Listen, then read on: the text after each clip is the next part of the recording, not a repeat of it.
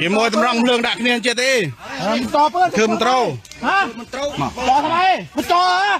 กูจ่อเปิ้ลใช่มั้งเหรอไปเยอะนะบัดมาไปจ่อเหรอคือเติมโตรจะเอาเรื่องดักเนี่ยเจตีกับมึงเลยไงได้เรื่องบังไงดูบังเฮ้ยตรงนี้กูเดินตลอดสุดมากฮะฮะ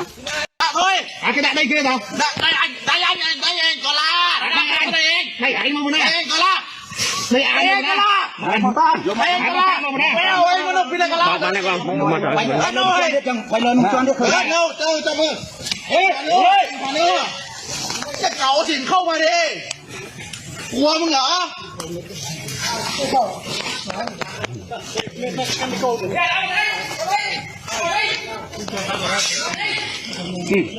ไม่แรงไปย้อนให้ขึ้น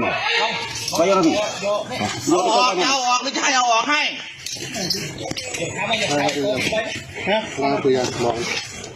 มันไปโกนอย่างนี้ก็รู้นะ นี่เด็กโกนพวกเบียร์ตุ้ย มันก็ลือสิยออะไร ไปนั่นเลยขึ้นเฮ้ยมึงตีใส่ที่กูตีมือนะกูบอกเลยเอาทีกระบังเอาทีกระบังเอาทีกระบัง